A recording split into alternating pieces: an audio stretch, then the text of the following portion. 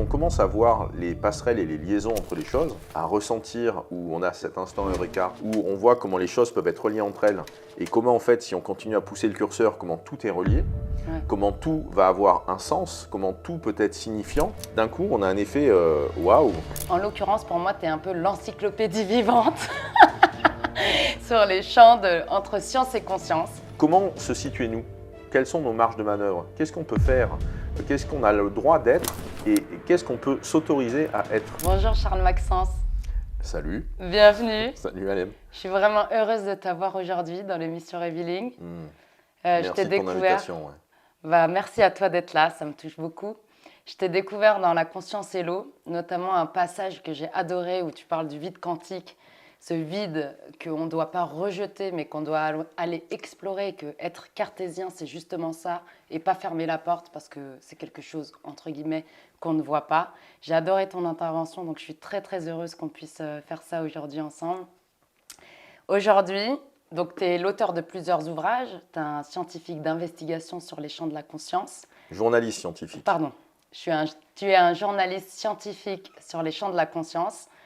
Et en l'occurrence, pour moi, tu es un peu l'encyclopédie vivante sur les champs entre science et conscience, avec vraiment cette rigueur scientifique qui m'est chère et que j'apprécie dans ton travail. Tu es l'auteur de plusieurs ouvrages, notamment L'énergie secrète de l'univers, qui va être un peu notre fil conducteur aujourd'hui. L'énergie du vivant, tu dis que les objets ont une âme. On va voyager dans tous ces univers, on va dire. Et bienvenue. Et si tu peux nous donner nous parler de toi en quelques mots, et après, on y va, hein, on plonge. Allons-y, ok. Alors, écoute, comme on le disait, c'est vrai que ça fait 25 ans que je suis journaliste scientifique, plutôt spécialisé sur les questions liées à l'énergie, on va dire les nouvelles technologies de l'énergie, le cosmos électromagnétique au sens large, donc on aura le temps d'y revenir pendant notre discussion, la lumière, les forces électromagnétiques, l'électricité, le magnétisme, quelle influence ça a sur nous, tiens, on a des objets autour de nous qui fonctionnent à base d'énergie électrique ou qui fonctionnent en émettant des rayonnements électromagnétiques, comme par exemple le téléphone mobile. Voilà, on a tout un cosmos, tout un écosystème d'objets autour de nous, d'objets techniques récents, contemporains, qui s'appuient sur cette découverte des forces électriques et magnétiques de notre univers, de notre environnement, sachant que dans la culture occidentale en tout cas, ça fait juste un siècle ou un siècle et demi qu'on s'est mis à explorer ces choses-là, ou en tout cas à les décrire de façon scientifique. Parallèlement à cela, moi j'ai plutôt une formation sciences humaines, sciences sociales. Je voulais faire ethnologue, plutôt ethnologue lié aux nouvelles technologies, à l'impact des nouvelles technologies sur la culture, la société, le vivant. Et puis j'ai fait de la prospective, j'ai fait de la sociologie, j'ai aussi fait de l'information et de la communication. Donc ça m'a donné toute une boîte à outils en fait pour décoder les phénomènes qui sont présents autour de nous, et en particulier les notions de médias, de messages, d'information, et comment ça influence notre conscience, et comment, donc d'un point de vue économique ou politique par exemple, en quoi la propagande ou en quoi les relations publiques participent de la marche du monde, et d'un point de vue média ou d'un point de vue média presque on pourrait dire organique, en quoi le corps humain peut être vu comme un média au sens classique du terme, ou au sens où McLuhan, qui est un des penseurs des sciences des médias, a pu le décrire il y a une cinquantaine d'années. Mais ça, c'est fascinant parce que ton background dans la communication et dans les médias, avec cette ouverture en se disant, voilà, tout est information, on sait aujourd'hui que tout est information, et avec le background que tu as, nous éclairer sur comment ça peut impacter justement notre champ d'information propre en tant qu'entité humaine, enfin, en tant qu'être humain, ça, je me réjouis de t'entendre sur ce sujet. C'est sûr que c'est à la fois c'est fascinant au sens où quand on commence à voir les passerelles et les liaisons entre les choses, quand on commence à ressentir, où on a cet effet eureka, cet instant eureka, où on voit comment les choses peuvent être reliées entre elles, et comment en fait, si on continue à pousser le curseur, comment tout est relié, comment tout va avoir un sens, comment tout peut être signifiant, ça ouvre, ça nous fait d'un coup, on a un effet waouh, un effet d'émerveillement. Et presque on ne peut plus voir le monde de la même façon, il y a vraiment un avant et un après, mais c'est surtout que du coup chaque fragment du monde, chaque petite parcelle du monde gagne une saveur qui devient unique, et donc chaque fragment du monde devient précieux. Donc on rentre un peu dans un état d'esprit d'écologie, dans un état d'esprit où la diversité va être importante, où c'est vraiment chaque chose, dans sa différence, recèle une pépite ou des trésors. Et en fait, c'est quand on commence à la regarder ainsi, Ouais. donc c'est lié à notre changement de regard, hein, c'est pas lié au fait que la chose a changé de statut ou de potentiel, c'est le changement de notre regard qui va faire que d'un coup on fait waouh, la vache, c'est trop beau, c'est trop intéressant, c'est trop passionnant, et bref, ça fabrique quelque chose qui est de l'ordre de l'enthousiasme ou qui est de l'ordre de la passion. Ça, c'est un premier point. Et le second, tu l'as dit, hein, dans notre monde qui est complètement, euh, j'ai failli dire galvanisé, qui est complètement gonflé d'informations, qui est saturé d'informations, mais en même temps qui est en dilatation permanente hein, par rapport à cela, donc qui est surrempli, on pourrait dire, en termes d'informations, ça fera peut-être le lien avec le vide ou avec d'autres choses ainsi. Comment se situer nous? Quelles sont nos marges de manœuvre? Qu'est-ce qu'on peut faire? Qu'est-ce qu'on a le droit d'être? Et qu'est-ce qu'on peut s'autoriser à être nous-mêmes, en partant de nous-mêmes? Donc il y a des notions d'éthique, il y a des notions de politique, il y a des questions de pouvoir. Donc c'est vrai qu'assez rapidement, dès le début des années 2000 à peu près, j'ai envisagé vraiment l'information comme étant un pouvoir, pas simplement parce que le pouvoir c'est l'information, non. J'ai une conception politique de l'information par rapport au fait, est-ce que ça nous donne des marges de manœuvre? Est-ce que ça va accentuer notre liberté et notre capacité à créer du beau, par exemple, ou du bon? Ou est-ce qu'au contraire, ça fabrique des conditionnements, ça fabrique de l'aliénation qui nous rétrécit, qui nous affaiblit et qui nous appauvrit? Ouais, tu partageais avec moi un exemple qui était vraiment cette expérience virtuelle, par exemple, dans le métaverse ou autre. Et que en fait, bah, tu discutes avec les gens qui vivent ça et qui se disent waouh, c'est beau là, beau voyage. Et en fait, tu fais la même expérience avec un chaman qui te dit ouais, super votre truc, mais moi, j'ai pas besoin de ça, je le vis tous les jours. Je vis cette réalité matérielle Exactement. et je vis ça aussi. Voilà. C'est dingue. Ben ça, c'est ce que m'a apporté vraiment mes formations initiales en université, c'est-à-dire le fait de suivre un cursus en sociologie, en ethnologie, en anthropologie, et donc de voir que eh ben, il y a plein de cultures au fil des époques et même autour de nous qui fonctionnent de façon différente de la nôtre, de la culture occidentale, sur quelle est leur conception de la famille, quelle est leur conception de la parenté, quelle est leur conception par rapport à l'argent, quelle est leur conception bien sûr par rapport au régime alimentaire et aux vêtements. Bref, on voit très bien que toutes les variables sont possibles en fait. Et qu'il y a plein de cultures différentes qui existent. Ça, c'est la vision, on pourrait dire, anthropologique ou ethnologique. Et comme il y a plein de cultures possibles et comme il y a plein de visions du monde possibles, donc là, on commence à glisser dans des termes qu'on voit passer depuis une dizaine d'années, depuis 6-7 ans, qui va être la cosmovision. C'est-à-dire la cosmovision, c'est la vision du monde, la vision de l'univers que va avoir une culture donnée. Hein, je schématise un peu la définition ainsi. Donc, on va avoir une cosmovision dans la culture occidentale, contemporaine, moderne, scientiste, post-cartésienne, on pourrait dire, ou éventuellement pré-transhumaniste. Et puis, on va avoir des cultures chamaniques qui ont une autre vision, des cultures asiatiques ou des cultures indiennes qui vont avoir une autre vision, évidemment des cultures africaines qui vont avoir une autre vision, et puis là-dedans, il y a encore des sous-cultures qui existent, hein, entre les relations de pouvoir, de hiérarchie, de ci, de ça. Bref, l'être humain est capable de se fabriquer des réalités, y compris des réalités sociales, qui sont variables en fonction des époques, en fonction des continents, et en fonction, bien sûr, des peuples. Donc, ça veut donc dire que, où est la vérité là-dedans? Ça veut dire que donc, dans une époque donnée, et notamment dans notre époque occidentale, avec la science et ainsi de suite, où la vérité est censée être dans la science. Ouais. En fait, quand on creuse un petit peu, depuis les années 70, il y a des sociologues des sciences, des philosophes des sciences, qui relatent, racontent leurs recherches, leurs investigations, qui ont montré que la science, c'est une construction sociale. C'est le fait donc que va y avoir certes il y a des découvertes scientifiques, certes il va y avoir des inventeurs, mais simultanément, c'est parce qu'en fait des scientifiques en l'occurrence vont se rassembler entre eux et vont dire ça c'est de la vraie science, ça c'est de la fausse science. Pour avoir des critères un peu impartiaux et objectifs, on va chercher à mettre en place des protocoles, des méthodologies. Ça, c'est ce qu'on va appeler la méthodologie scientifique. Et ce qui va dire que ça permet d'avoir des critères pour juger si c'est de la vraie science ou de la mauvaise science. Et puis aussi, on sait qu'il y a les expérimentations d'un côté et les théories de l'autre. Les théories, c'est l'espèce d'hypothèse qu'on peut avoir pour expliquer pourquoi un phénomène existe ou pourquoi ça se déroule ainsi. Et l'expérimentation, ça permet soit de vérifier une hypothèse, de vérifier. Et donc, une théorie, c'est un ensemble d'hypothèses qu'on met ensemble, hein, d'interprétations, de spéculations qu'on va avoir sur le monde. Et avec une expérimentation, eh bien là, on va plutôt mettre les mains dans le cambouis, faire un truc dans le réel, pour vérifier si l'hypothèse, elle est juste ou pas. Ouais. Voilà. Par exemple, une hypothèse, c'est le fait que si j'envoie une balle dans le ciel, je l'envoie dans l'espace. Donc je fais mon expérimentation, je l'envoie, bon, elle retombe. Donc c'est que mon hypothèse est fausse. Voilà. Ouais. Donc ça, c'est voilà. Bon, c'est ça qui est intéressant dans la culture occidentale, c'est qu'on a cette vénérable dame qui est la science. En gros, depuis les Lumières, depuis la Renaissance, qui a 250, 350 ans maintenant, qui questionne le monde de façon à être attentif au fait on questionne le monde avec une méthode qui permet de prendre garde à nos propres illusions, de prendre garde à nos propres fantasmes, et donc d'avancer comme ça, de façon approximative, sur une compréhension globale des phénomènes de l'univers.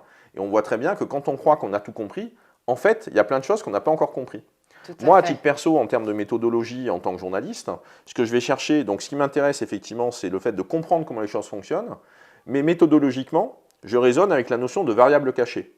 C'est-à-dire qu'il y a toujours quelque chose, c'est un présupposé, hein, un postulat que je vais poser dans ma propre démarche, je ne peux pas éviter d'envisager qu'il y a un facteur d'explication qui n'est pas encore connu, ou qui est connu de quelques-uns, mais qui n'est pas connu de tout le monde. Et donc c'est ça que je cherche, à force d'enquêtes et de rencontres, à rassembler pour refaire des liens entre les choses et fabriquer comme ça, comme on dit en anglais, la big picture. Ouais, est-ce que cette démarche, c'est aussi le fait que l'histoire montre que souvent les minorités sont celles qui vont révolutionner ou être disruptives par rapport à ce qu'on connaît? Peut-être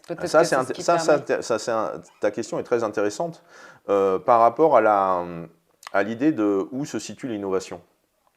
Est-ce que l'innovation se situe au niveau des minorités? Est-ce que l'innovation se situe dans le fait de tout tenter, de tout tester, de tout imaginer, sans limite, en quelque sorte? Ou est-ce que l'innovation va se situer dans le fait par exemple, de regarder dans le rétroviseur et de prendre en compte les leçons de l'histoire? Ouais, c'est trois approches intéressantes. Voilà. Moi, effectivement, pour répondre à ta question, intuitivement, enfin, c'est pas que intuitivement, mais on sait que l'innovation, c'est l'instant Eureka dont on parlait tout à l'heure. Ouais, c'est-à-dire, là, il y a des études incroyables qui existent dans les sciences humaines, hein, en université, qui montrent que la plupart des découvertes majeures que des chercheurs ou des savants ou des inventeurs vont faire, ils les font à l'âge de 30 ans. Donc, on voit très bien qu'il y a même des bases, il y a un substrat neurosciences à l'innovation, qui est peu connu, hein, et pourtant qui est statistiquement démontré. Ce que je vous relate là, c'est des recherches qui ont 25 ans à peu près, où statistiquement parlant, en gros, comment ils ont fait? Ils ont pris tous les prix Nobel, ils ont comparé, et a été listé l'âge qu'ils avaient quand ils font leur découverte principale. Après, tout le reste n'étant des travaux derrière que pour vérifier leur hypothèse principale ou leur découverte première. Par exemple, l'intrication quantique, qui vient d'être... ils viennent de recevoir un prix Nobel, mais ça fait 40 ans qu'ils ont découvert ça. Et donc, en fait, on s'est rendu compte que c'est plutôt en moyenne vers 27 ans que se déroulent les éveils, les découvertes majeures qui vont comme ça illuminer le cerveau de l'inventeur ou du chercheur et qui, en fait, orientent ces 20 ou 30 ans de recherche par la suite en tant que découverte première. Et pourquoi avant 30 ans? C'est là où je te dis qu'il y a une base neurophysiologique. Hein. Est-ce que c'est parce qu'on va... Alors, l'hypothèse qui existe, c'est justement que, à la fois, ça laisse le temps d'avoir digéré des informations, des connaissances qu'ils ont pu apprendre de façon... comme des érudits, comme des universitaires, en apprenant avec des livres, via des expériences en labo et ainsi de suite. Et simultanément, ils ne sont pas encore alourdis par le poids du passé. C'est ça. Donc on voit très bien que entre tout ou rien, il y a une troisième voie qui est la somme des deux. Une troisième voie qui va être au milieu, la voie du milieu, hein, on y reviendra avec l'approche, le taoïsme et l'approche chinoise sur les choses. Et moi ce que je retiens aussi, c'est une approche... je voudrais dire une logique ternaire, parce qu'en fait, d'un point de vue anthropologique, ce dont on a peu conscience, et pourtant ça nous saute aux yeux en permanence, hein, mais il faut avoir cette petite clé pour commencer à percevoir cette trame, la culture occidentale est une culture qui a la tendance à être binaire. à être fondée sur de l'opposition, tout ou rien. Et ce qui fait que c'est pour ça qu'on, spontanément, on va dire, t'es avec moi ou t'es contre moi. Ouais, tout à Ou fait. spontanément, on va dire le haut, le bas. Ou dans le binaire, on va dire le Bah, 0 et le 1. par exemple, le concept science et conscience, c'est très complexe aussi pour beaucoup de gens Mm. dans la culture occidentale, hein, Voilà. parce que dans d'autres cultures, pas du tout. Mm. Et dans la culture occidentale, c'est vraiment, bah non, Alem, comment tu veux parler de conscience alors que tu es ingénieur et scientifique? Pour eux, c'est deux mondes qui s'opposent. Et c'est ce que tu disais, c'est vraiment cette... Parce que voilà, c'est comme un espèce de conditionnement culturel ou une espèce de posture spontanée qui n'est pas Mhm. forcément juste, hein, qui Dans est juste l'inconscient spontanée, qui collectif est le fait occidental. d'opposer les choses entre elles. Et le plus courant dans les champs dans lesquels on peut évoluer, c'est l'opposition factice, hein, qui plus est, qu'il y a entre matière et immatériel, Ouais, ou entre tout à fait. l'information tangible et l'information électronique. Sauf que, effectivement, ça c'était mon premier sujet de recherche dans les années 90, l'irruption dans une culture occidentale, l'irruption de l'information électronique et donc d'une information intangible, une information immatérielle et qui pourtant existe d'un point de vue énergétique et existe d'un point de vue physique, c'est juste qu'elle est insaisissable par nos sens à la différence d'autres médias. Eh bien, cette information électronique et immatérielle qui déboule, fabriquée par nos appareils autour de nous, ça réinjecte quelque chose qui est de l'ordre de l'invisible de notre société. Or, l'invisible et l'immatériel, on l'avait plutôt rejeté, on l'avait plutôt refoulé. Ça ne veut pas Tout dire à que ça fait. n'existe pas, c'est plutôt qu'on l'avait refoulé, quoi. Sauf que dans d'autres cultures, et notamment les cultures chamaniques, désolé pour cette longue réponse à ta question, par rapport aux cultures chamaniques, eh bien, eux, il n'y a pas eu de fracture, il n'y a pas eu d'opposition entre le monde matériel et le monde immatériel, entre le monde visible et le monde invisible. Et ce qui fait que pour eux, c'est fluide, mais c'est surtout qu'on pourrait même dire, avec notre langage à nous, dans leur culture, ils ont développé des technologies cognitives pour aller explorer les mondes invisibles et qui font partie de l'enseignement, qui font partie de la transmission, qui font partie de l'apprentissage, alors que chez nous, bon, bah, on va plutôt y aller, mais alors peut-être qu'on va fabriquer un appareil, ou alors on va peut-être prendre une drogue, on va peut-être prendre un truc, enfin voilà. Ok, c'est-à-dire C'est que sûr, les voilà, on psychédéliques. va imaginer qu'on n'est pas capable de le faire, et donc il nous faut un supplétif, qu'il nous faut un complément pour y parvenir, alors que, là aussi, d'autres disciplines scientifiques, d'autres recherches en sciences humaines montrent très bien que les états de transe, les états de conscience modifiés, sont à notre portée, simplement avec des effets de lumière et des effets de respiration. Oui, bien sûr qu'on peut prendre des plantes, qu'on peut prendre des substances, donc plantes, c'est-à-dire substances naturelles, et des chimies, c'est-à-dire des substances artificielles, des substances de synthèse. Bien sûr qu'on peut prendre ça pour décoller et aller explorer des choses. Mais en tout cas, On peut force le est de faire constater sans. qu'on peut le faire totalement sans, et donc la transe est vraiment à notre portée. J'en parle un petit peu dans l'énergie secrète à certains moments. À chaque fois qu'on bat des yeux et qu'on ferme les yeux, on change d'état de conscience. C'est-à-dire les yeux ouverts, on a plutôt, on va dire qu'on est dans un état de veille avec des ondes bêta qui sont plutôt dominantes au niveau du cocktail des ondes cérébrales qu'on a dans le cerveau. Quand on ferme les yeux, c'est les ondes alpha qui prennent le dessus. Hmm. Donc pendant la demi-seconde ou le quart de seconde où on ferme les yeux, hop, on a on change d'état de conscience de façon très brève et hop, on revient à la réalité. Donc on a plein de possibles à notre disposition. Et après, moi, je trouve ça plutôt jubilatoire de s'autoriser à aller explorer ça et de l'explorer dans des conditions de sécurité, dans des conditions oui, c'est ça, safe, quoi, qui vont faire que on est certes, on va dans l'inconnu, certes, on s'enfonce dans des variables cachées, mais pour autant, c'est pas pour autant que c'est dangereux, parce que ça fait juste 200 000 ans que l'être humain fait ça, en fait, hein. Et que pour moi, c'est un champ que j'aime explorer et qui me fascine parce que c'est mon interprétation aujourd'hui, hein, donc c'est pas une vérité, mais le potentiel humain dans sa grandeur réside dans cet invisible. Alors la physique quantique appliquée, enfin si on l'extrapole, on va dire, au potentiel humain, c'est-à-dire que la matière, enfin, le monde, notre réalité est composée de 99,99% de vide et c'est 0,001% de matière. Bon, c'est un peu plus complexe que ça parce que c'est entre ondulatoire et matière. Eh bien, on se rend quand même compte à la lueur de ça que notre potentiel, il est vraiment notre plein potentiel humain, comme tu disais, d'aller explorer par des biais cognitifs cette conscience, en fait, c'est invisible, eh bien, il réside là-dedans. Mm. Parce que ce qu'on voit, il est quand même, c'est déjà une petite minorité, enfin, c'est une petite ouais, minorité ou une petite part, une infime part. Mais en plus, comme tu disais, c'est aussi attrait à notre interprétation. Donc ce qu'on va voir, non seulement c'est infime par rapport à ce qu'on est ou ce que l'autre est, ou sa réalité, sa grande réalité, sa big picture. Mais en plus, il faut avoir conscience qu'on va avoir nous-mêmes aussi, à travers notre regard, quelque chose de limitant à partir du moment où on a posé Exactement. notre regard C'est dessus. ça, on a nos propres filtres et nos propres influences dans la façon dont on va interpréter le signal, dans la manière dont on va interpréter ce que l'on veut percevoir à travers nos sens. Et cette posture qui, à mes yeux, est plutôt une source d'humilité, euh, cette posture, si donc on ne l'applique pas et si on y prend garde, eh bien en fait, on va prendre nos rêves pour des réalités, on va prendre nos blessures pour des réalités. C'est cette fameuse phrase des accords Toltec, hein, ne pas prendre pour toi ce qui est dit. Et donc ça, c'est un exemple de ce que moi j'appelle la voie de l'information, c'est-à-dire une sorte d'art martial interne dans la relation à l'information que nous sommes tous à notre époque, ici et maintenant, en mesure de commencer à mettre en œuvre, compte tenu de la quantité d'informations que nous manipulons, et donc nous sommes des sortes de magiciens de la réalité à travers les appareils et les objets qui sont les nôtres. Euh, un téléphone mobile, ça rayonne des ondes électromagnétiques, il y a des informations qui apparaissent sur l'écran à travers les pixels qui clignotent et qui s'illuminent, et simultanément, ces forces-là, elles peuvent créer en nous des élans d'amour, elles peuvent créer en nous des élans de colère. On va avoir des personnes qui se font harceler à travers ces dispositifs. On va avoir aussi à travers ce dispositif des messages d'amour, des messages de gratitude qui peuvent être transmis. Donc, un simple objet comme ça, à travers l'image qui peut être présente sur l'écran, va avoir une influence sur notre chimie interne au niveau du corps, va avoir une influence sur notre neurochimie, sur notre état émotionnel. Cet état émotionnel, lui-même, s'exprime et se traduit à travers des variations du champ électromagnétique qu'on a autour de nous, que ce soit au niveau cérébral, à travers des modifications du cocktail d'ondes cérébrales, donc on est en train de glisser, ou on est en train on a le curseur qui bouge entre différents états de conscience, est-ce que je suis dans un état de paix, est-ce que je suis dans un état de colère, est-ce que je suis dans un état de fureur, est-ce que je suis dans un état de rage, etc. etc. Donc les cultures vikings par exemple auparavant savaient parfaitement, à travers les guerriers berserker,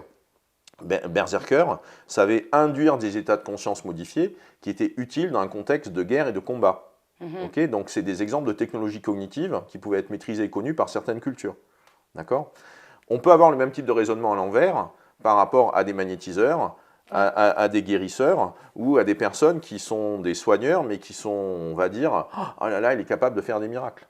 Okay ? Donc, nous, individuellement, chacun d'entre nous en tant qu'être, comment choisissons-nous de positionner notre curseur de nous-mêmes et pas à cause d'appareils autour de nous qui vont influencer ce qui se passe en nous, et donc influencer notre conscience, donc influencer ce que nous pensons, donc influencer ce que nous croyons, donc influencer ce que nous émettons.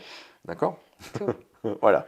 Bah, pas tout, mais en tout cas, notre écosystème et ce qui se déroule autour de nous en tant que médias. C'est plus médias. l'intérieur vers l'extérieur, c'est plutôt l'extérieur qui absorbe l'intérieur. Ça fait partie, mais en tout cas, des recherches que j'ai pu mener sur les influences invisibles, ou en tout cas sur les choses qui vont nous influencer. Puisque on va, dans la culture occidentale, d'autant plus dans la culture française, la question de liberté est vraiment portée comme un objectif, comme un aboutissement, comme une valeur absolue. Pour autant, sommes-nous vraiment libres ? Et donc, où se situe notre liberté par rapport à des consignes qui nous sont données ? Donc là, on est simplement dans des questions de gouvernance et de politique, mais aussi en fonction des messages qui vont être répétés, à travers des injonctions qui vont être distribuées et répétées à de multiples reprises, à travers la publicité ou à travers des consignes ou à travers des messages, des slogans de santé publique qu'on peut entendre autour de nous. D'accord ? Ouais, c'est cette notion de champ d'information et qu'est-ce qu'on fait neutre ? Et est-ce qu'on a cette conscience de se dire, si est-ce que je choisis de le faire entrer dans mon champ d'information, oui ou non ? Que tu choisisses ou non, de toute façon, ça t'influence. Ouais, c'est vrai. De toute façon, c'est une force qui s'exerce sur ton champ d'information à toi. C'est-à-dire que ce qui est intéressant avec la notion que tu mets à un employé ou le concept que tu viens de saisir, que celui de champ d'information, qu'on n'avait pas forcément employé jusqu'à présent, c'est en fait de prendre conscience que tout autour de nous est un champ d'information. Ce n'est pas simplement le concept de champ d'information en général, ou le fait d'envisager que nous sommes nous-mêmes un champ d'information. Par rapport à ce que j'ai pu dire au tout début, par rapport à ce que je suis en train d'expliquer maintenant, par rapport au fauteuil sur lequel nous sommes assis, sur lequel les personnes qui nous regardent sont installées, ce qu'elles ont dans la main, ce qu'elles portent sur elles, tout a été conçu par l'homme. C'est-à-dire qu'il a fallu d'abord que ça soit pensé. C'est-à-dire que ça a d'abord été un champ d'information potentiel, immatériel, qui n'existait pas de façon tangible, la chemise, le tissu, le bijou, la table, l'ordinateur, tout ça n'existe pas naturellement. Il a fallu pour que ça existe que des êtres humains l'imaginent, le pensent, le dessinent, le fabriquent, se cassent la tête pour trouver les ingrédients, pour faire le plan, pour agencer. C'est-à-dire que chacun des objets autour de nous, et je ne parle même pas du fait, par exemple, si vous prenez un stylo, de vous remémorer le moment où vous l'avez acheté, le moment où il est arrivé dans la boutique, le moment où quelqu'un l'a livré dans la boutique, le moment où il a été mis dans un carton, etc. etc. Je ne parle même pas du fait… On appelle le regard en conscience sur les choses. C'est ce qu'on peut appeler aussi une analyse de cycle de vie, quand on est tout sur une lecture de produit. D'accord. Donc, on va dire que c'est une analyse de cycle de vie qui est quand même un peu extended, qui est quand même un peu augmentée. On essaye de remonter à l'origine, mais alors là, si on remonte, il y a un moment donné, on va s'arracher les cheveux. Ouais, c'est une analyse de cycle de vie augmentée. Non, je veux dire par là que, donc, si on considère ou si on exprime le fait que nous sommes dépositaires de champs d'information, de grâce, ayons conscience que chaque chose, chaque objet autour de nous, y compris la fleur, y compris la colline, y compris bien sûr le bus qui passe en bas, sont aussi des champs d'information, sont eux-mêmes le fruit de champs d'information et sont eux-mêmes englobés, sont eux-mêmes véhicules porteurs de champs d'information. Ça ne peut pas être autrement, c'est une loi universelle, c'est une loi fondamentale. Et c'est ça que les nouvelles sciences commencent à appréhender. Okay. C'est ce que je raconte dans l'énergie secrète, c'est un bouquin qui date de 2006 à peu près. Permets-moi juste de donner un exemple sur ce que tu viens de dire, qui va être très très concret. Donc j'ai une amie qui vit en Amazonie et elle avait une robe rose comme ça. Et son compagnon est un indigène de la forêt. Il a toujours vécu là, il connaît vraiment, il sait écouter, voir, entendre, enfin la forêt sous tous ses sens. Et il lui dit non, va te changer. Et là, en tant qu'occidentale, elle dit « Quoi, elle te plaît pas ma robe ?» Il dit « Non, tu fais fuir les poissons. » J'aime bien cet exemple parce qu'en fait, on se dit tout est champ d'information. Cette couleur, ça émet une onde électromagnétique, ça émet une information. Et cette information, comme tu dis, on est influencé qu'on le veuille ou non. C'est-à-dire que le poisson… Et ça influence aussi, qu'on le veuille ou pas, ça influence l'environnement. Exactement. Le poisson peut se dire non, je décide que ça ne m'influence pas. Si, il est influencé. Et donc, malgré nous, entre guillemets, on est influencé.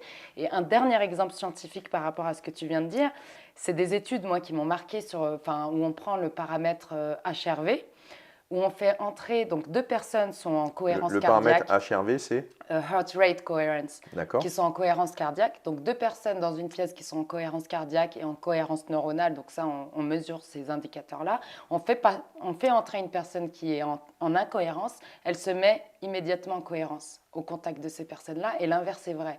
Et ça, c'est vrai que ça m'a frappé parce qu'on se dit le libre arbitre, etc. Bon, là, je vais encore dévier sur des notions peut-être un peu plus spirituelles et philosophiques.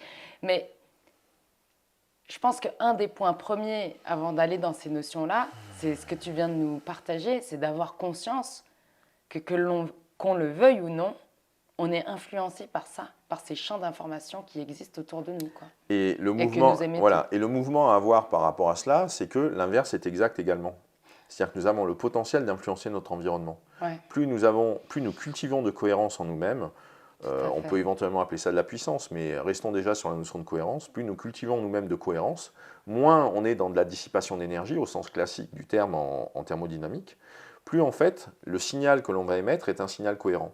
Plus ce signal est cohérent, plus celui-ci, du coup, on est dans le rapport signal-bruit, plus celui-ci va prendre le dessus sur le mini-chaos ou sur le brouhaha ou sur le fatras ou le désordre qu'il peut y avoir autour de nous.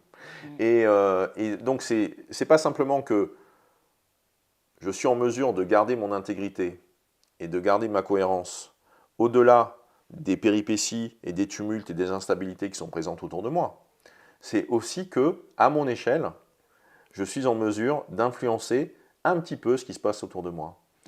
Concrètement, dans le bus, je suis assis, que je le veuille ou non, de la même façon que mon téléphone portable qui rayonne un champ électromagnétique qu'on va qualifier de pollution électromagnétique par exemple, il va rayonner un champ électromagnétique qui va avoir un effet ou une influence sur les personnes autour. Mon cœur, mon corps, par rapport en tant qu'entité parce que le corps humain fonctionne de façon électrochimique. Comme il fonctionne de façon électrochimique, c'est un émetteur électromagnétique. Donc mon corps, en tant qu'entité électromagnétique, et le cœur, a priori, et un peu le cerveau derrière, mais les muscles, enfin les muscles abdominaux, c'est pareil, enfin l'intestin, Les trois centres voilà, d'intelligence les petits humains, en cerveaux fait. du corps, voilà, qu'il peut y avoir. On a des neurones dans le cœur, on a des neurones au niveau des intestins, voilà, on a des activités électriques au niveau de nos muscles. Donc on peut comme ça, avec des capteurs, on peut mesurer les différentes localisation et les différentes couches d'activité électrique qu'il y a à l'échelle du corps. C'est constitutif de corps humain, c'est comme ça, et c'est pas propre au corps humain. Dans le vivant, ça se passe comme ça. Chez les plantes, il y a des courants électriques, dans l'eau, il y a des courants électriques. Dès qu'il y a le mot courant, ça va être un courant électrique. Hein. C'est pour ça que dans l'air, on parle de ions positifs ou d'ions négatifs. Bon, ben, s'il y a des courants d'air, ben, les ions positifs et les ions négatifs, ils se déplacent. Donc c'est un courant électrique. Voilà. Bref, ok, ça c'était juste pour caser 2-3 informations de base ainsi. Ouais, je te Bref, remercie. en étant dans le bus et par rapport à l'activité, votre respiration, votre rythme cardiaque, votre état de paix intérieure, éventuellement le sourire que vous pouvez ressentir en vous et que vous allez pouvoir rayonner en termes de gratitude, en termes d'heureux d'être là, d'heureux d'être vivant, ou en tout cas de prendre du plaisir à pouvoir respirer, même si parfois les odeurs peuvent être dérangeantes. Je parle de celles des égouts, hein, bien sûr. C'est une information comme une autre. Eh bien, ce niveau de calme, ce niveau de présence, ce niveau de cohérence influence ce qui est autour de vous. Et dans les paraboles qu'il peut y avoir dans les traditions du passé, c'est par exemple le fait que lorsque Bouddha va marcher ou que d'autres prophètes vont marcher, hop, quand ils marchent, il y a les fleurs qui poussent sous leurs pieds. Ouais. Bon, ben ça, c'est typique d'un truc, enfin, c'est une image qui sert de l'ordre de la parabole, qui est celle de l'ordre de la fiction, ou du récit mythique, légendaire. Et pour autant, lorsque nous marchons, par rapport à l'activité bioélectrique ou bioélectromagnétique qui est présente dans notre corps humain, lorsque nous marchons, les phénomènes de compression que l'on fait au niveau du pied, au niveau des os du pied, de la jambe, de la cheville et ainsi de suite, eh bien en fait, ça fabrique des charges électriques. Et ces charges électriques, ça fabrique donc des microchamps électriques qui traversent le pied, traverse la chaussure et va dans le sol jusqu'à une profondeur de, je sais pas, 15 cm à peu près. Ça dépend si on est si on compte les influences infimes. Mais donc, ça descend dans le sol et donc le fait de marcher, ça fait comme ça, ça informe le sol, ou en tout cas ça dynamise le sol avec des champs électromagnétiques pulsés parce que vous marchez dessus. Parce que par effet de compression, je ne me souviens plus là, comment on fabrique des charges électriques par stress mécanique. Ensemble, avant, on a parlé de tenségrité au niveau de la structure des matériaux, mais bref, le nom me reviendra tout à l'heure, mais c'est le fait qu'à travers des pressions mécaniques, on fabrique des charges électriques. Et donc, le fait de marcher augmente les charges électriques qui sont présentes au niveau du bas du corps, et ça fait un effet de pompe et de pression. Et le sol se retrouve à être informé, à être dynamisé via ces champs électromagnétiques qui sont bien sûr infimes, qui sont de très faible puissance, mais qui, à chaque fois que l'on marche, on envoie de l'énergie électromagnétique dans le sol, de la même façon que nous baignons en permanence dans le champ magnétique terrestre, qui lui-même oscille en permanence via les fluctuations et les énergies qui viennent du Soleil ou du cosmos. Ouais. Avant d'aller sur ce sujet. Infiniment grand, infiniment petit, ouais. choisis ton curseur. Non, mais c'est vrai que l'influence solaire sur nous, c'est un sujet absolument fabuleux aussi. Mais j'aimerais bien revenir, je voulais te poser la question suivante, c'est tout est information. Et comment toi tu fais, enfin, quelle est ta définition ou ton interprétation ou ton explication plutôt, plus justement, la différence entre information et énergie? Alors, parce que le mot énergie est utilisé pour aujourd'hui, hein, pour tout et n'importe quoi, les gens parlent d'énergie. Aujourd'hui, j'aimerais juste vraiment avoir une définition, selon toi, rigoureuse de ce qu'est la différence entre l'information et l'énergie. Alors, ce que je raconte, c'est ce que je m'apprêtais à expliquer tout à l'heure, et je te remercie vraiment de tout cœur de cette jolie question, mais qui est une question fondamentale, et surtout pour notre époque, hein, et tu t'en fais parfaitement le relais.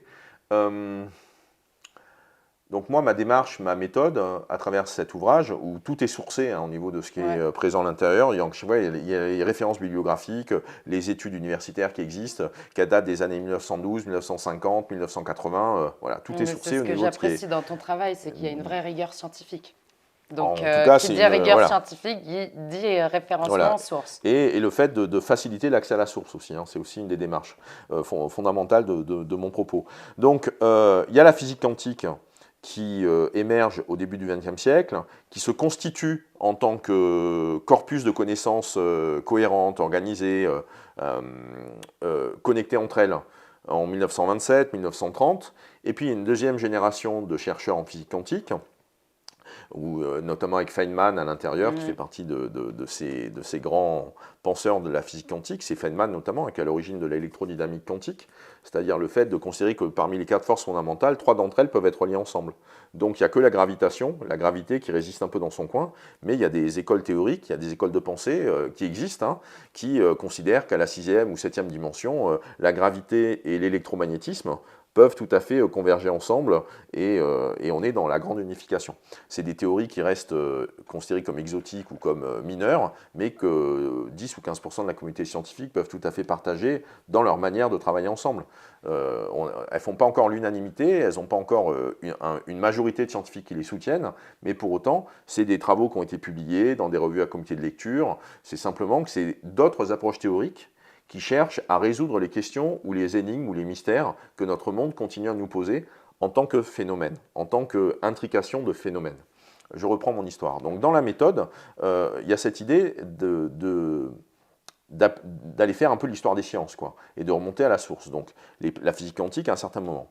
Et la physique de l'information, elle date de quand? La physique de l'information, elle date de 1963. C'est un chercheur d'IBM en Suisse. Moi, j'aurais dit elle date de 2050, mais... Non, c'est 1963. Parce qu'en fait, en physique quantique, ou en tout cas avec Einstein, avec on dit tout le temps, la physique de l'information, c'est la physique de demain, tu vois. C'est pour ça que je fais cette blague non, avec non, 2050. elle est là depuis 50 ans déjà. En me disant 1963, c'est dingue. Oui, mais tu vas comprendre, enfin, vous allez tous comprendre pourquoi. C'est génialissime ce qui s'est déroulé à ce moment-là, et de toute façon, c'est un point fondateur de la physique de l'information. Donc, Einstein, dans les années 1900, 1910, 1915, il va poser le E égale mc2, avec la relativité générale. Donc c'est la fameuse histoire que masse égale énergie. Ou en tout cas, la masse avec la vitesse de la lumière, ça donne de l'énergie. Donc c'est comme ça qu'en cassant la masse, on peut dégager vachement d'énergie. Donc c'est comme ça qu'on va pouvoir créer la bombe atomique, pour faire court. En 1963, on est avec donc un chercheur d'un labo de recherche d'IBM qui est basé en Suisse, de mémoire c'est Zurich, mais en tout cas c'est en Suisse, et il se pose une question, c'est ce qu'on appelle une expérience de pensée, une question théorique. Il se dit, est-ce qu'un ordinateur peut traiter de l'information sans dépenser d'énergie? Et donc, il triture son truc dans tous les sens, et son constat c'est que non.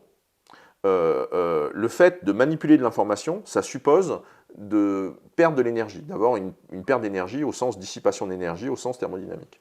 Et donc, ce qui fait que lui, il pose le fait que information égale énergie. Donc, vous avez Einstein, 60 ans plus tôt, qui a posé le fait que masse égale énergie, matière égale énergie.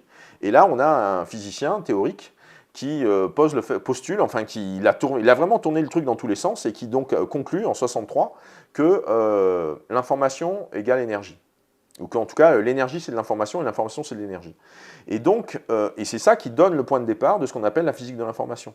C'est-à-dire le fait d'appliquer les théories de l'information, la théorie de l'information, avec les équations mathématiques qui vont avec, sur les données, le médium, le message, le bruit, les parasites, les interférences, le canal, la quantité d'informations et tous les traitements mathématiques et de probabilité qu'il y a par rapport à comment on conserve l'intégrité de l'information, comment on optimise l'information, comment on traite l'information, comment l'information devient un signal quand on est dans un système électronique, donc qui donne tout ce qui est à la fois ordinateur et électronique, puisqu'un ordinateur, qu'est-ce que c'est? C'est un système électrique qui fait des va-et-vient d'électrons et qui traite et qui résout des problèmes logiques à très grande vitesse. C'est un calculateur, c'est une machine à calculer, mais à la vitesse de l'électron, quoi, en gros, un ordinateur. Et puis, depuis, on a eu de cesse de miniaturiser et d'augmenter la puissance de calcul d'un ordinateur. Mais un ordinateur, c'est d'abord une puissance de calcul, une capacité à résoudre des équations ou des problèmes logiques et mathématiques. Donc, on est sur des défis qui sont quantifiés. On est sur quelque chose qui se compte, qui se chiffre. Bref. Et ça, c'est de commencer à se dire que, et si en fait le réel fonctionnait comme un ordinateur? Si en fait le réel, quand on a de la lumière qui vient frapper la feuille d'un arbre, est-ce que en fait c'est pas donc le photon, la particule lumineuse qui vient frapper la feuille de l'arbre, Bon, il y a ceux qui sont en biochimie, ils vont aller regarder ce qui se passe en photosynthèse. Mais ceux qui sont en physique de l'information, ils vont se dire, alors mon photon qui a telle fréquence, il véhicule telle quantité d'informations, et donc la feuille de l'arbre, elle traite telle quantité d'informations, et en tant de temps, elle donne tel résultat. Et donc ça veut dire que telle molécule qui va être fabriquée, un sucre, un glucose ou autre chose, ça va être en fait de l'information condensée. Et ce qui fait que de commencer à voir les choses ainsi, ça nous ouvre la possibilité des ordinateurs moléculaires, des ordinateurs organiques. Et donc de ce qui se déroule en nanosciences depuis les années 80, en gros, hein, ou qui a commencé à donner des fruits avec les années 90. Et donc, ça veut donc dire qu'on peut utiliser, je fais l'écho de certaines recherches hein, dans l'ouvrage, on peut envisager donc déjà, on va envisager que le corps humain, c'est comme un ordinateur vivant dans la manière de recevoir de l'information, de collecter de l'information, de traiter l'information, de stocker l'information ou d'émettre de l'information. Donc, tous les phénomènes naturels, de la même façon qu'on a depuis 20 ans un phénomène qui s'appelle la financiarisation de la nature, le fait d'envisager l'environnement comme étant monétisable, comme ayant une valeur financière, on a depuis 50 ans, un peu plus maintenant, 70 ans, enfin 70 ans d'un point de vue historique et 50 ans d'un point de vue recherche appliquée, universitaire et avec des publications, des parutions, le fait d'envisager que n'importe quel phénomène présent autour de nous correspond en fait à des traitements de l'information. Et donc, ce qui fait que ça donne par exemple les parutions des années 2000 où des scientifiques d'Oxford ou de Harvard aux États-Unis disent mais en fait le cosmos, les galaxies, les étoiles, ce sont des systèmes qui émettent, qui reçoivent ou qui émettent de l'information. Et donc, il y a une vision cosmique de l'information. Ouais. Comme Et, Brian Greene avec sa proposition du fait que l'être humain serait un hologramme, à l'image des trous noirs. Exactement. Et donc ça, cette notion d'hologramme, c'est le fait que, au sens propre, c'est le fait de nous envisager comme des structures lumineuses. Ouais. Et ça, quand on commence à creuser l'hypothèse ou à vouloir un peu la critiquer, enfin au sens de la confronter et un peu de la challenger, on pourrait dire, et bien en fait, ça tient debout. Alors, qu'est-ce que c'est un hologramme? Un hologramme, c'est une forme fantôme. Moi, c'est un peu comme ça que je le décris. Hein. Ça va être un fantôme lumineux. C'est quelque chose qui est intangible, qui est immatériel, mais qui est le résultat du croisement. C'est une copie lumineuse d'un objet qui a été éclairé par des rayons lumineux. Tu as un seul rayon lumineux à un moment donné. Le rayon lumineux, tu le coupes en deux. Ces rayons-là, par des effets de miroir, tu les fais éclairer ensemble un objet. Tu récupères les rayons lumineux et ça te donne la copie virtuelle, la copie fantomatique, intangible de l'objet. Donc l'hologramme, bon, il y a cette version. Moi, j'avais vu aussi, justement, dans une interview de Brian Greene où il disait c'est comme un trou noir. J'ai mon portefeuille, je le balance dans le trou noir. Donc l'information de mon portefeuille est dans le trou noir et en fait à la surface du trou noir, je vais retrouver cette information. Donc je vais avoir une projection de mon portefeuille. Mais la réalité, elle n'est pas là. C'est une projection. Ce qu'on voit en fait, si sa théorie, la théorie qu'il défend, c'est qu'on n'est que des hologrammes, mais on est projeté d'un endroit qui détient notre information, cette information. Voilà, mais ce qu'il y a, c'est que dans son approche, elle a comme variable cachée la notion de trou noir.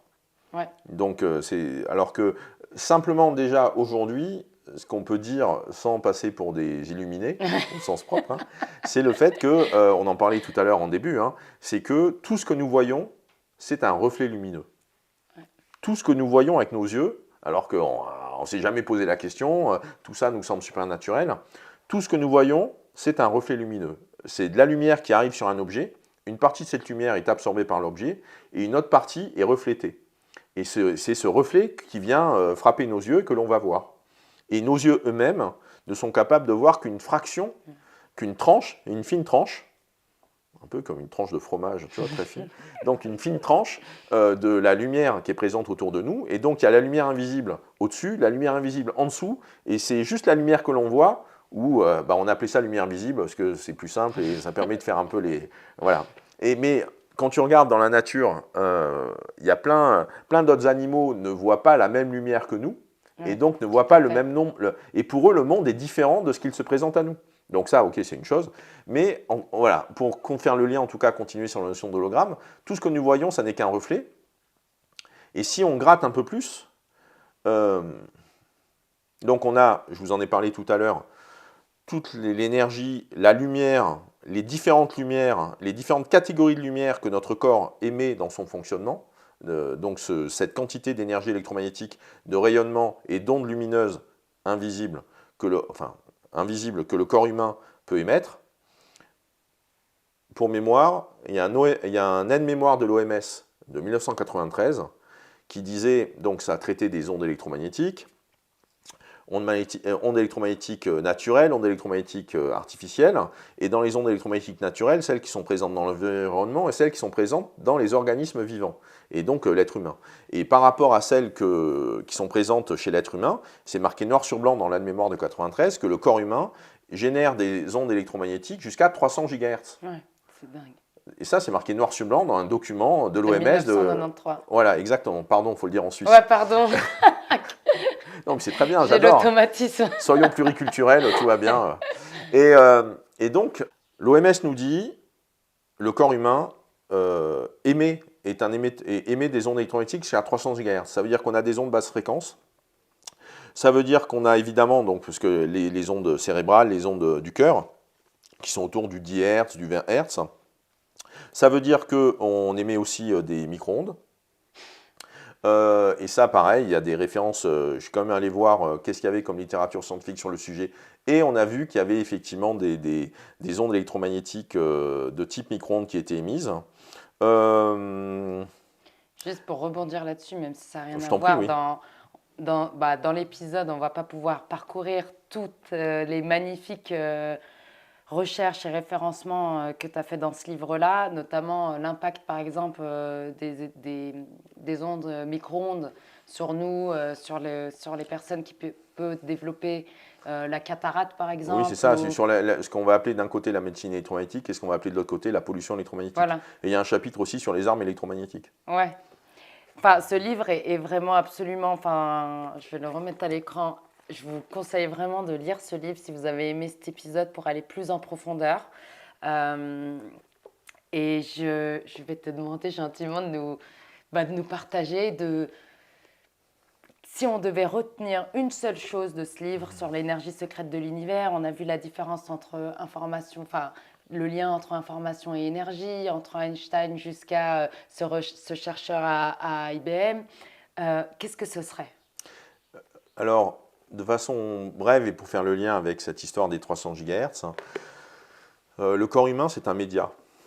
C'est-à-dire que, au même titre qu'une télévision, au même titre qu'un téléphone mobile, au même titre qu'une radio, le corps humain est un média. C'est un système qui émet de l'information.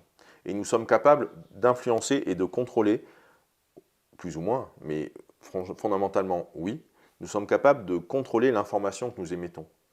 Nous sommes capables de dire des choses gentilles ou de dire des choses méchantes. Nous sommes capables de crier ou de chuchoter. Okay, ça, c'est donc un exemple de la façon dont nous avons de choisir, de sélectionner, d'être responsable de l'information que nous émettons. C'est la même chose par rapport au bienfait de la méditation, c'est la même chose par rapport à des états de conscience qu'on peut cultiver, qui sont des états de conscience plutôt d'amour ou de gratitude, ou voire de félicité ou de béatitude par rapport à ce qui est présent autour de nous. Donc le corps humain est un système qui rayonne de l'énergie, qui rayonne de l'information, qui émet des ondes électromagnétiques. Et ce que je voulais dire par rapport pour compléter le propos de l'OMS, qui est aussi basé en Suisse, hein, c'est que cette vision de l'OMS, en plus, elle est, comment dire, incomplète. Elle est inférieure à la réalité. Elle est déjà extraordinaire en elle-même, mais elle est inférieure à la réalité. Et nous en faisons tous l'expérience sans le savoir. On ressent la chaleur du corps humain. La chaleur, c'est des ondes infrarouges. Les ondes infrarouges, c'est au-dessus du 300 GHz. C'est entre le 300 GHz, qui est la limite haute par rapport au micro-ondes, et la lumière visible. Okay. Et en plus, il y a quelques chercheurs un peu fous, des explorateurs un peu audacieux, j'allais le dire ainsi, qui ont exploré les biophotons, c'est-à-dire les particules lumineuses visibles que le corps humain émet, que le vivant émet dans ses réactions métaboliques. Que ça soit... D'ailleurs, il y a l'université de Kassel, il y a un groupement de chercheurs à l'université de Kassel qui a ciblé ses recherches là-dessus, et notamment l'activité d'émission de biophotons du cœur quand il est dans un état d'amour, d'osmose, d'harmonie, et d'analyser ce gap entre un état émotionnel, je ne sais pas, un état d'être, on va dire, d'amour, d'harmonie ou de colère, et de voir en fait la différence sur le champ même électromagnétique humain à travers l'analyse de ces biophotons. C'est Exactement. magnifique. Oui, c'est Ça se passe incroyable. à Cassel ici. Et sur les biophotons, une petite chose aussi qui... donc, ça existe, le corps humain génère des particules lumineuses dans la lumière visible, quand bien même c'est une de temps en temps, ou c'est peut-être 10 par minute, et ces fonctions là aussi de ce qui se passe dans le corps, il y a 5-6 moyens différents pour fabriquer des... Enfin, il y a 5 ou 6 chemins métaboliques ou cellulaires qui ont été mis en évidence, où les réactions s'accompagnent de l'émission d'une particule lumineuse, d'un photon, d'un rayonnement électromagnétique, mais qui est dans la lumière visible. Mais ça, donc, il faut être dans le noir complet, il faut avoir une caméra qui est ouverte pendant 6 heures pour réussir à faire la cartographie des points lumineux. Les gens, ils se mettent quasiment nus dans la pièce pour qu'on puisse voir les particules de lumière qui montent à la surface. Et un truc qui est très surprenant, enfin qui est contre-intuitif, c'est que dans les états de méditation, dans les états de très grande cohérence, c'est là où on émet le moins de biophotons. Parce que c'est là où il y a le moins de désordre d'un point de vue énergétique ou thermodynamique dans le corps. Et donc, c'est là où il y a le moins de dissipation d'énergie. Et donc, un état très zen ou un état très aligné, très intériorisé, mais d'un point de vue méditatif, s'accompagne, au contraire, d'une moindre émission de biophotons. Okay, donc ça, c'est intéressant en termes de loi universelle, par rapport à la manière dont on voit les choses. Bref, d'un point de vue électromagnétique, le corps humain est un générateur. Ce générateur, nos choix, nos engagements, nos actions, notre manière de nous conduire avec les autres autour de nous et bien sûr par rapport à nous, a une incidence directe, automatique et immédiate par rapport à l'activité électromagnétique dont nous sommes l'émetteur. Nous en sommes l'émetteur, c'est-à-dire que nous en sommes à la fois le gardien et le responsable. Et ça, c'est un pouvoir fondamental qu'on ne peut pas nous retirer. On peut chercher à l'influencer, on peut chercher Il est de notre devoir, c'est ce que j'estime, il est de notre devoir à chacun d'entre nous de regarder nos ombres, de regarder nos blessures narcissiques. Parce que ces blessures-là, dont on n'a pas forcément conscience, dont on n'a pas forcément gardé la mémoire, ces blessures-là, besoin de reconnaissance, besoin de séduire, besoin de gagner, besoin de revanche, etc., besoin de toute puissance, etc., besoin de contrôle, peut-être, mais en tout cas, ces blessures-là qui sont là, tant qu'elles ne sont pas résolues, tant qu'elles ne sont pas regardées et réparées, si je puis dire, elles vont œuvrer en arrière-plan. Et comme elles vont œuvrer en arrière-plan, elles vous influencent vous-même. Et donc, pour être pleinement nous-mêmes ou pour devenir pleinement libres, nous devons choisir nos conditionnements plutôt que de les subir. Le fait de méditer tous les jours, c'est une forme de rendez-vous avec soi-même qui est une forme de conditionnement. Le fait de faire 5 minutes d'activité physique ou 5 minutes de Qigong tous les jours, c'est un conditionnement. À travers le renforcement de nos structures neuronales, à travers la manière dont notre corps lui-même va garder la mémoire, va intérioriser l'expérience. Et la répétition de l'expérience vient renforcer la structure. Et donc, quoi qu'on en pense, quoi qu'on vous dise, nous sommes en mesure d'influencer notre environnement et en premier lieu le nôtre. Et donc, bien sûr, celui de nos proches, celui des personnes qui sont présentes autour de nous. Donc, c'est un pouvoir fondamental qui est à notre portée. Et ce pouvoir fondamental, exerçons-le pour créer de la joie, de l'harmonie. Enfin, en tout cas, moi, c'est ce que j'estime être le plus judicieux. Le fait qu'on soit au service de l'épanouissement et d'une sorte d'harmonie, plutôt que de fabriquer du conflit ou de fabriquer de la rivalité et de fabriquer de la souffrance. Surtout qu'au plus profond, c'est ce que tout le monde recherche. Probablement. On peut le poser ainsi. Dans notre essence profonde. Merci Alain. Merci Charles Maxence pour ce magnifique moment, pour ce magnifique partage et à tout bientôt peut-être pour d'autres sujets. À bientôt, oui. Merci.